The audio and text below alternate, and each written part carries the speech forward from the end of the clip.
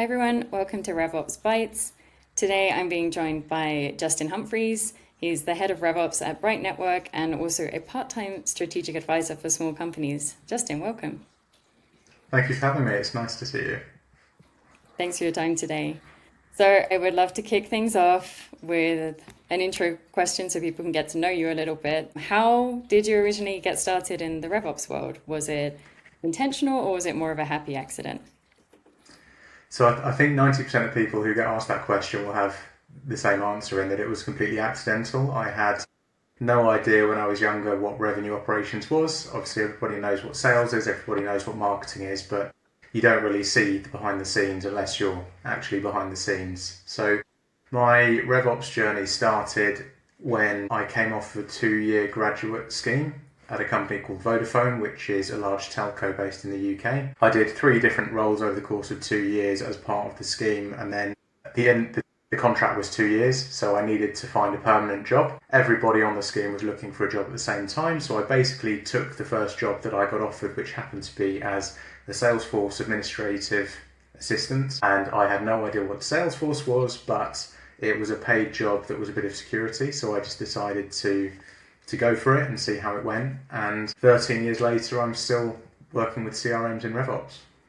Yeah, I 100% agree. I think maybe even more than 90% of people can relate to that story, myself included. Um, so, like you touched upon, you've worked at some larger enterprises, but you've also worked at smaller and scaling companies, and you're also advising smaller companies too. What are some things you've noticed that smaller companies can learn from larger enterprises and vice versa in RevOps?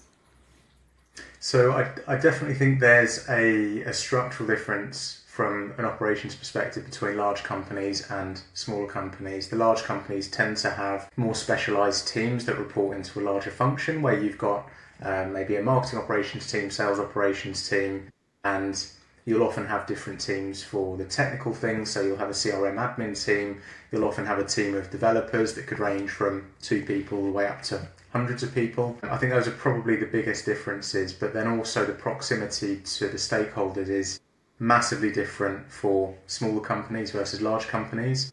If you're in a large organization, typically you'll only be interacting with salespeople on tickets or from requests, or if you're at a more senior level, you maybe will be interacting with the sales leadership, but typically on a day-to-day basis, you're interacting with your own team rather than stakeholders elsewhere in the business. So I think that probably lends itself to, or probably explains why the roles are so different in the different organisations. And I think with smaller companies, there's either a bit of ignorance or a reluctance to invest in a team like revenue operations, because hiring people is expensive, it's quite a big commitment, and particularly people who have only ever worked in small companies might not be aware of the benefit of it.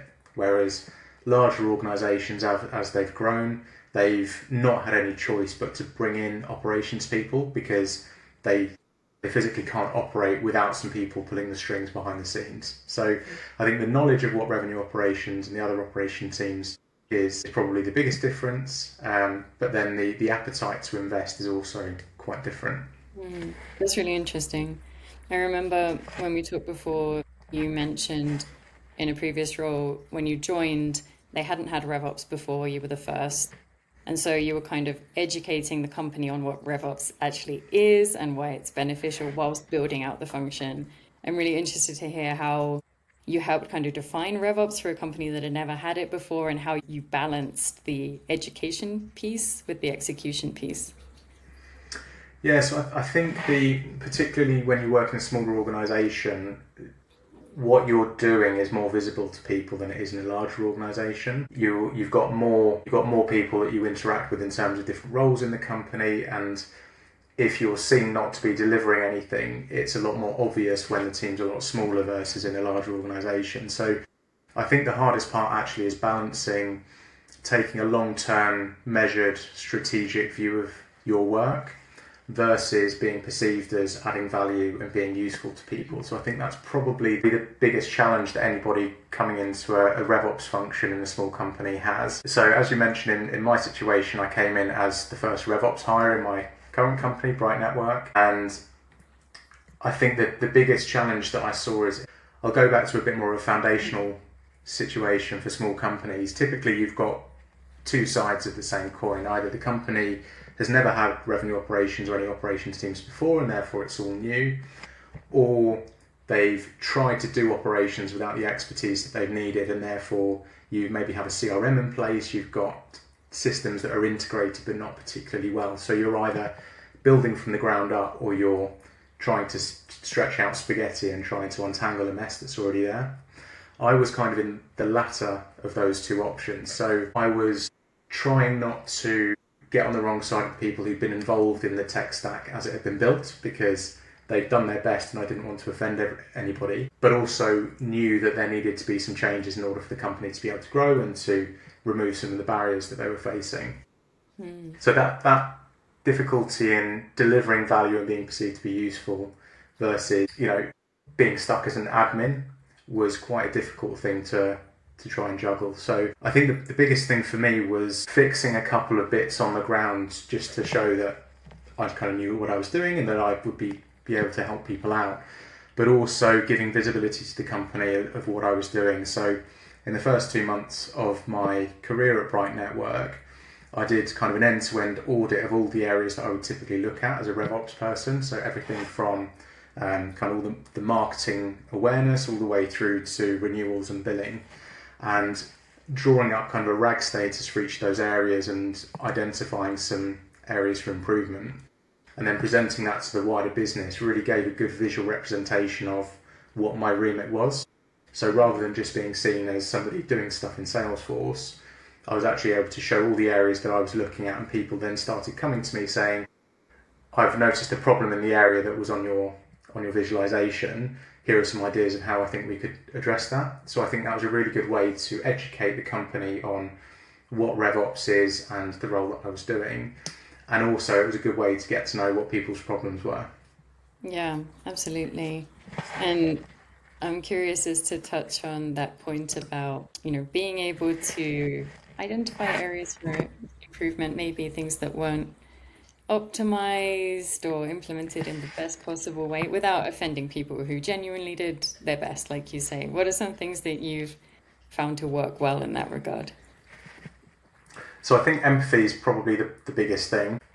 Where there were decisions that had been made, the big one for me was that the company decided to invest in Salesforce rather than a different CRM. So understanding the rationale that had led to those decisions was really important. So having discussions with the people who were involved in that decision and trying to work out what they were trying to achieve, and understanding that it was probably really difficult for them to build anything at all, let alone kind of implementing a Salesforce instance. So I think just having an empathetic approach, trying to understand what they were trying to achieve, and softly mentioning the areas that you think could be improved generally is the best way to do it. I was very fortunate because the CTO and the other people who've been involved in all the technical stuff are very kind of matter of fact and were very open to change. So that made life a lot easier for me. But yeah, I think empathy is always the way to go, particularly when you're new into an organisation. Yeah, I think that makes a lot of sense. And it made me think as well, like another way you could phrase it is like having curiosity, rather than coming in with a preformed opinion. And just in my personal opinion, that's something that I see in a lot of really successful people in RevOps, that they have that kind of natural curiosity. I'm wondering, outside of that, what are some skills and traits that you've found that have really benefited you in your RevOps career that maybe you wouldn't have expected going into it? So I think there's definitely a progression in terms of kind of going from more of like an analyst or an assistant position up to managing a RevOps function and being seen as kind of a trusted advisor in that area. And before you do anything, you need to have a basic understanding of systems and technology. Without having that, you don't really have the credibility for people to be able to trust you. But I think from a career progression point of view, the biggest skill that I've developed, and also the skill that I need to develop the most out of all the skill sets that I identify, is executive stakeholder communication. And I noticed relatively early in my career, particularly in Vodafone, in that large corporate environment, I noticed that the people who progressed most in their career weren't necessarily the people doing the day jobs or doing the actual stuff. It was the people who were able to communicate with his senior people, were able to get the buy-in of the sponsors who had kind of the funds and the resources to be able to make changes. Being able to talk their language and convert operational benefit into business benefit really is the biggest differentiator between people who fill a senior role in RevOps versus those who kind of stick to kind of operational specialism. Yeah, that's a really, really good point. I've seen something similar. I guess in your case and in the cases of other people you've seen being successful, how have they actually managed to develop those skills? It's something where you don't necessarily take a course or learn it in school or university. It's usually something you have to develop across the course of your career. Yeah, I think certainly the operational stuff, you have to have a curiosity for how things work.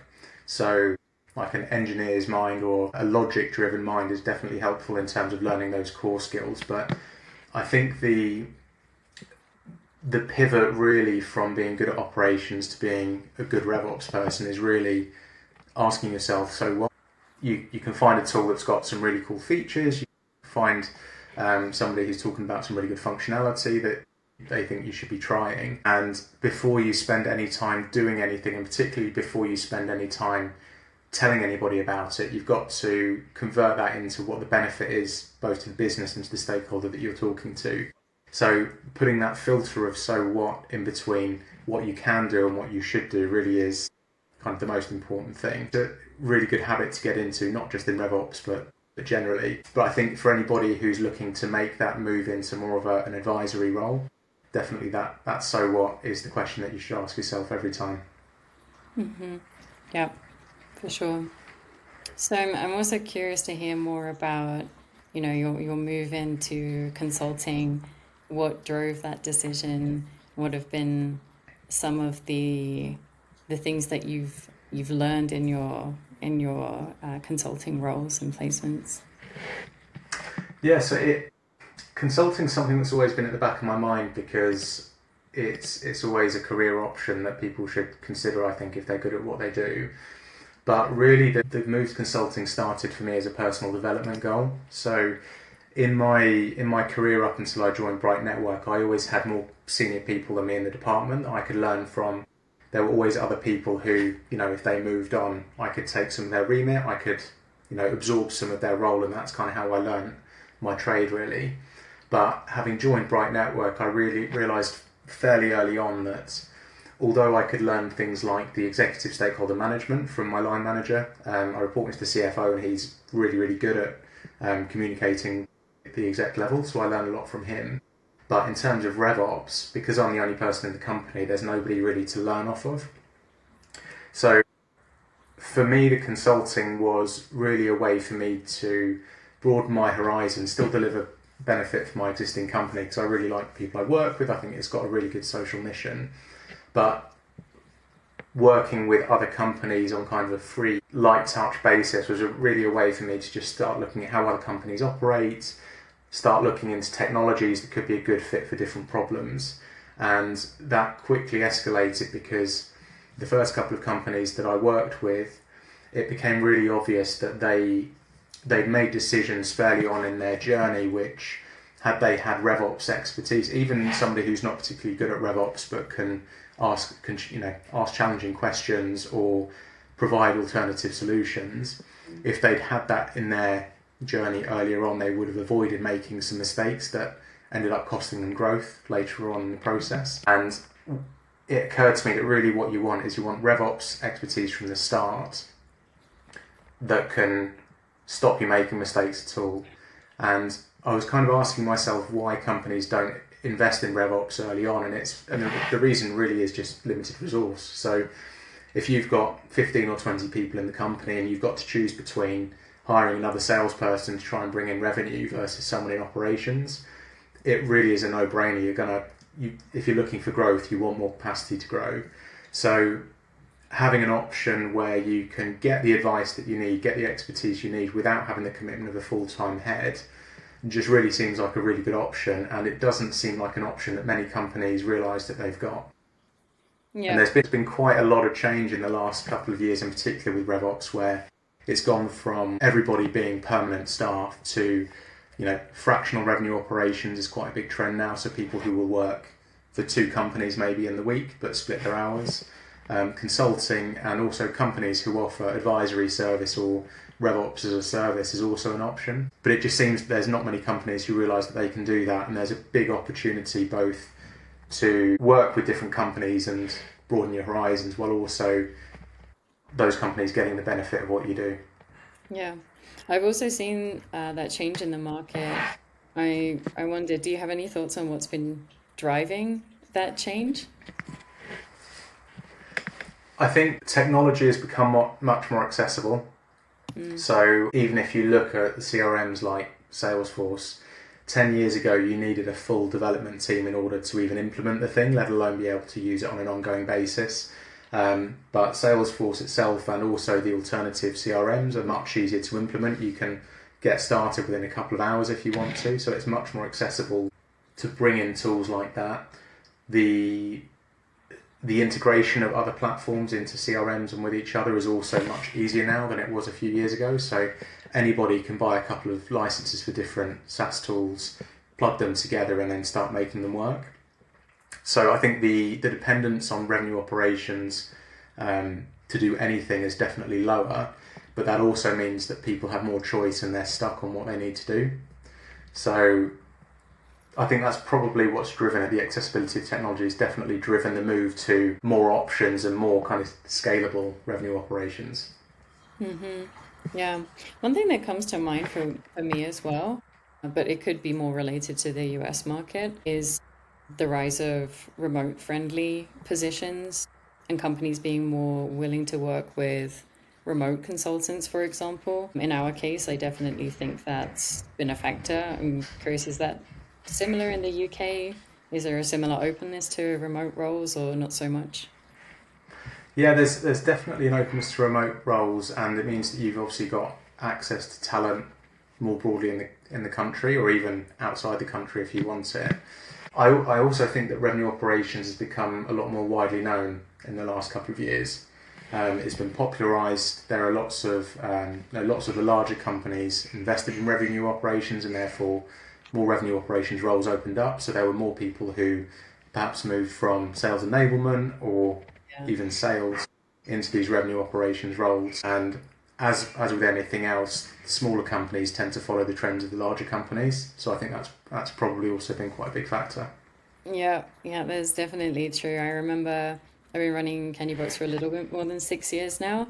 And at the beginning, RevOps was, I don't know if I would say it was a cutting edge term, but it was definitely somewhat of a new term. A lot of people were still, sales operations or marketing operations, but now it's, I think, very commonly used, much more widely known. So, yeah, definitely agree with that point. And I don't know if you found the same thing as well, but I think companies also realised that just because they had operations people in each department, it didn't necessarily mean that the overall company operated better end to end.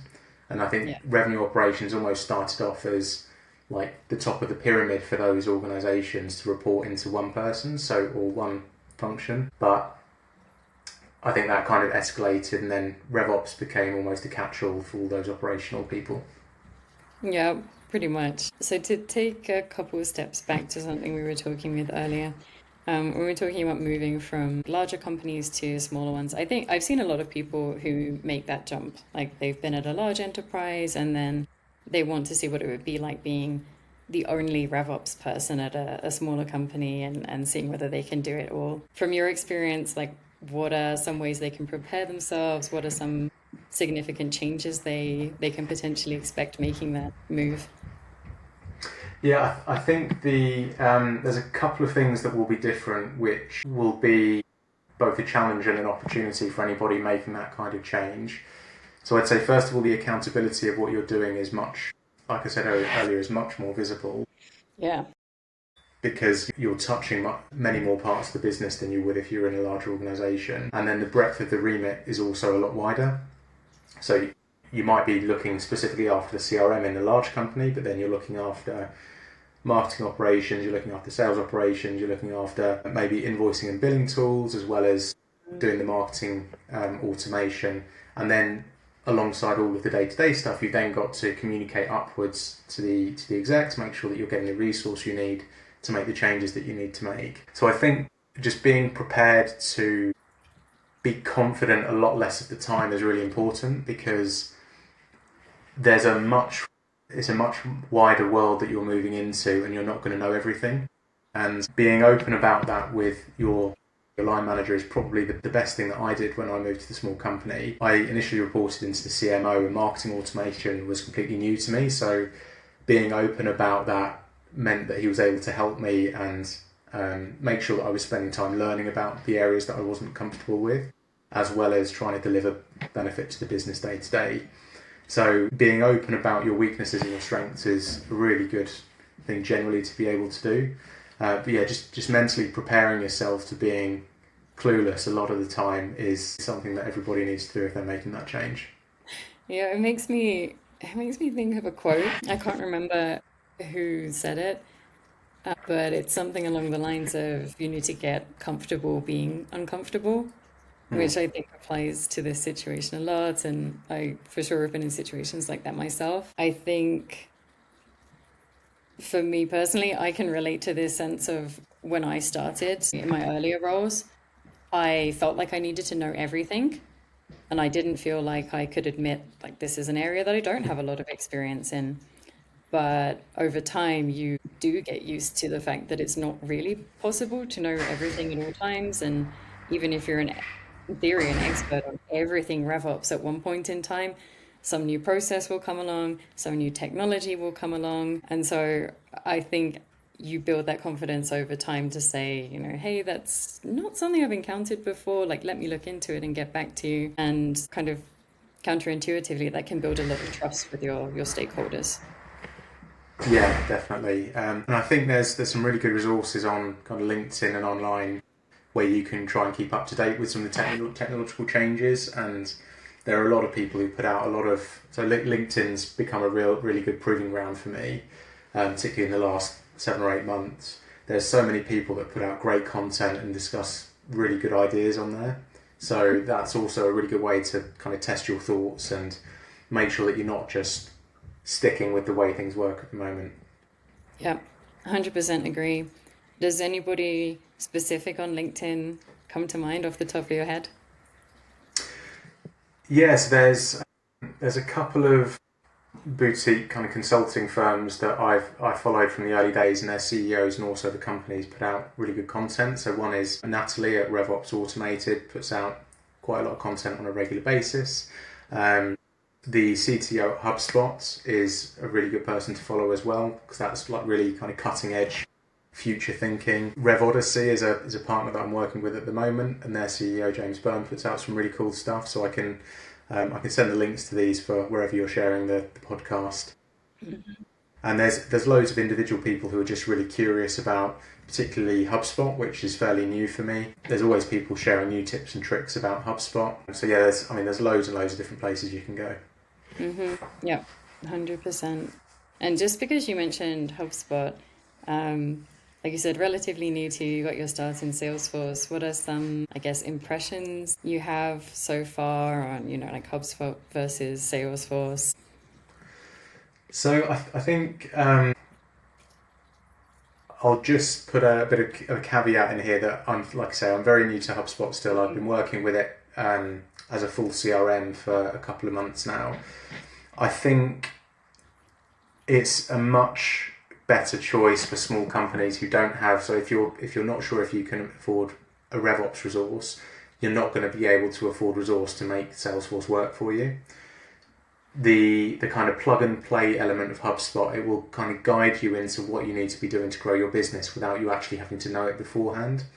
And also the amount of help that's available on LinkedIn, on the HubSpot Academy, if you're not 100% sure what you're doing, but you know that you need to make some improvements. There's so much information out there of how to do that through HubSpot. Whereas Salesforce, I think you need lots of resource and people who know exactly what they're doing, who can get the best out of the system. So if you've got hundreds of thousands of dollars a year that you can invest in a good CRM, and you've got complexity that you're slightly worried about, I think Salesforce is definitely an option to consider. But if you're looking for, if you've got fairly simple requirements, you're looking for somewhere to store your marketing data, do automations, send out nice content, maybe host your website on, and monitor your pipeline and your customer renewals and things like that, HubSpot's a really simple and easy to deploy way of doing that. But I would also say, before you make any kind of investments in your tech stack, get some advice from somebody who knows what they're doing, because any money that you spend without knowing that it's the right thing is likely to be money wasted.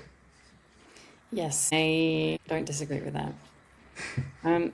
So another question related to, your work in consulting. So obviously, like you say, a lot of the companies that you advise with, they can't afford a full-time RevOps hire, or maybe they're not ready for one for other reasons. What's your playbook look like for helping them prepare to scale? So there's a couple of different routes that we can go down, and every single company is different. So the technology that they've already got is different. They're going to have different place in the market. The market itself might be different. They'll have a different combination of stakeholders, different organizational structures. So the way that I work with clients typically is that I'll just have a couple of calls with them just to try and understand how they operate, what they're trying to do, where they are in their journey. Are they looking to improve profitability? Are they looking to increase growth? Are they looking to become more efficient? And really just get a feel for what their kind of medium-term goals are.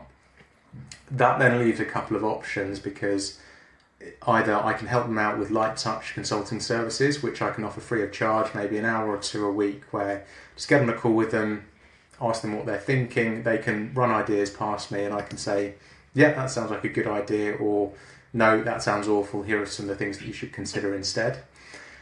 And then after that, it might be that they're comfortable cracking on, or it might be that they want to hire somebody full-time to do it, in which case I typically will help them with job specs, or even as far as helping them with interviews. So if they want to make sure they've got a good candidate but they don't know what questions to ask, or how to assess technical ability, that's something that I can help out with. And as long as it's not more than an hour or two a week, generally I'm quite happy to do that without any formal agreement in place. If then they need some more ongoing support, or they're looking to maybe bring in a CRM and they want somebody to kind of project manage it for them and make sure that it's being implemented correctly, that's then when we can have a conversation about a kind of more formal arrangements. And generally that's kind of where I like to spend most of my time, is helping companies get off the ground and get started. Then if they need anything more labour intensive, they maybe need someone 2.5 days a week, 3 days a week, I can then point them in the right direction of where they can go, or I can also help them find a partner to help them find that resource on an ongoing basis. So that's typically the journey that I'll go on with the clients, and it can just start off with a LinkedIn message and a very brief informal discussion, and it can pretty much take any direction from there. Yeah. Have you noticed any trends with the companies you work with, either mistakes that a lot of companies make when they're trying to build out their RevOps function, or really high impact initiatives that you like to start with? So the core of any conversation that I start is always CRM, because whether a company's invested in a CRM already or not tells me a lot about where they are in their journey. And it will also tell me whether they're likely to have lots of stuff that they need to unpack before they can start building something more effective.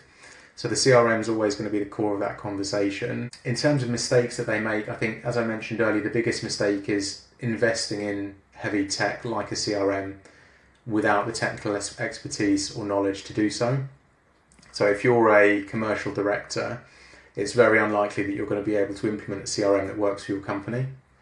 And that's typically what companies think that they can do, is buy a piece of software, maybe pay some implementation fees, and then they'll be absolutely fine. It's never the case. There's always some maintenance costs that they don't hedge. So I think that's probably the biggest mistake, is making big tech investments without thinking about it properly first. Yeah, without thinking about what the ongoing maintenance looks like, who's going to be managing it on an ongoing basis. Hmm. Yeah, I remember we once had somebody ask us at some point, is Salesforce done now? And obviously, I think for people who work in Salesforce or RevOps, that's quite a funny question because Hmm. unfortunately, or fortunately, it's never done. It's always evolving with the business. And I think you're right that companies would do well to think about things in that light. Yeah. An example jumps out. So I was talking to a CRO who just joined a Scandinavian company a few weeks ago, and her company had been on a 5-year Salesforce agreement, which was costing them €650,000 a year for 70 users, Hmm. and she just didn't know where to go from there because they were locked into a contract, Yeah. spending a huge amount of money, and if anyone who had worked with a CRM before had been there at the beginning, they would have completely avoided that disaster. That's just Yeah. an anecdote from recent times. Yes, that's a very good example of how decisions you make early on can really impact your business if you don't have the right expertise, for sure. All right, I got just one question to wrap things up, which is if you had to give one piece of advice to someone who's going into their first RevOps whole, RevOps role at a small company, what would your advice be to them? Ironically, I would say avoid digging yourself a hole. So be curious about all the different areas of the business that your role is going to touch, and always be conscious of the balance between operational admin and being more of a strategic advisor to the business. So make sure that you've got regular touch points with the most senior people, that your kind of direct stakeholders. Make sure that you're always thinking about what's coming next and what improvements you could be making. And if you find that you are spending more of your time fixing bugs and doing spreadsheets and admin stuff, talk to either your line manager or to someone in a similar role who's slightly more senior to you at a different company. Find other people to talk to get some advice about how to get you out of that hole. Great. Okay, Justin, thank you so much. Really appreciate your time today and the interesting conversation. Any last words to wrap things up? For anybody who's not done RevOps before, it's a lot of fun. So I would highly recommend it as a career to anybody who likes learning how things work. Agreed. Great. Thanks so much for your time today, Justin. Thanks for having me.